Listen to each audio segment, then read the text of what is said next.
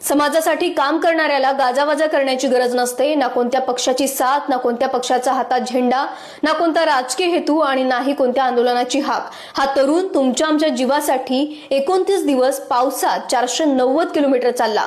उद्देश फक्त एकच की खड्ड्यांमुळे कुणाचा जीव जायला नको। गेल्या 16 वर्षांपासून मुंबई गोवा महामार्ग हा मृत्यूचा सापळा बनला आहे। रस्त्यांवरील असंख्य खड्डे आणि खड्ड्यांमुळे गेलेले अनेकांचे जीव। हेच सत्र थांबवण्याच्या प्रयत्नात रायगड जिल्ह्यातील चैतन्य पाटील हा तरुण रस्त्यावर उतरला, आंदोलन करण्यासाठी नाही तर आंदोलन न करता सरकारचे डोळे उघडण्यासाठी। पळसपा फाटा ते पत्रादेवी हे 490 किलोमीटरचे अंतर त्यांनी पावसात, खड्ड्यांमधून आणि जीवघेण्या ट्रॅफिकमधून 29 दिवसात पूर्ण केले। सुस्त व्यवस्थेला त्यांनी केवळ खड्डे दाखवले नाहीत तर त्यावर त्यांनी अभ्यासपूर्ण तोडगाही दिला। महामार्गावरील अपूर्ण कामे, कामांमध्ये असलेल्या त्रुटी, धोकादायक ब्लॅक स्पॉट्स, प्रलंबित कामांमध्ये तातडीच्या उपाययोजना असा संपूर्ण अहवाल त्यांनी सरकारला पाठवला। नेते हेलिकॉप्टरने फिरतात ते ग्राउंडवर काम करण्याची शक्यता फार कमी, पण चैतन्य पाटील यांनी केलेल्या या निस्वार्थ कामाचे कौतुक व्हायला हवे।